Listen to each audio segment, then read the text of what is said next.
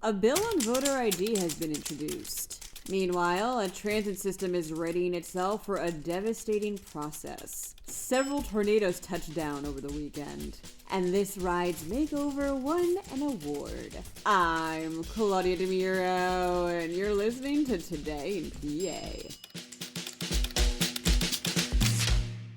State Representative Tom Mahaffey III thinks his bill on voter ID requirements in Pennsylvania is, quote, gonna make it better for the voter, unquote, reports WITF.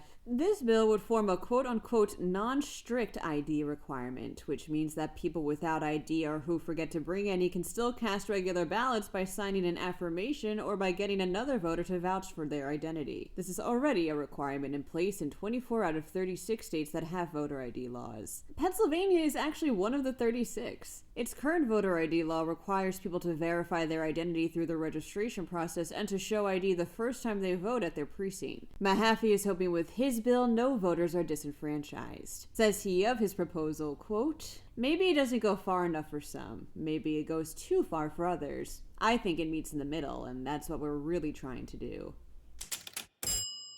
More state funding isn't in the cards right now for Pittsburgh Regional Transit, reports the Union Progress. So the transit agency is going to start the process for quote-unquote devastating service cuts and fare increases that might start next February. This will be discussed during a Planning and Stakeholder Relations Committee meeting tomorrow, where specific service cuts and how much fare is expected to go up will be brought forward.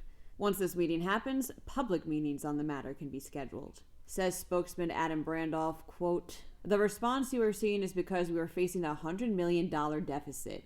Last year, it was $50 million, and the following year, it will be even higher. Several tornadoes touched down in Pennsylvania over the weekend, states PennLive. 5 were confirmed to have touched down on Sunday, adds Pittsburgh's Action News 4, following those storms. 3 spun up in Westmoreland County alone. A team with the National Weather Service was out yesterday surveying the damage these tornadoes caused as of the recording of this episode. A group of students from Penn College gave an antique car, a 1948 Tucker number 1013, a little bit of a makeover, says NorthCentralPA.com. This makeover, this restoration, won them the Best in Class award for the American Dream Collection at MODA Miami, which is considered one of the world's top car events. The students were able to restore the Tucker courtesy of President of the William E. Swigert Antique Automobile Museum in Huntington, Patricia B. Swigert, who's been letting kids work on the museum's vintage and antique cars for about a decade now. I don't know anything about cars, but I have to say, this one's real good looking. That's all, folks. For even more news, take a trip to PennLive.com. Also, please don't forget to rate this podcast wherever you may listen to it and to share it around with your family and friends. Thanks in advance, and of course, thanks for listening.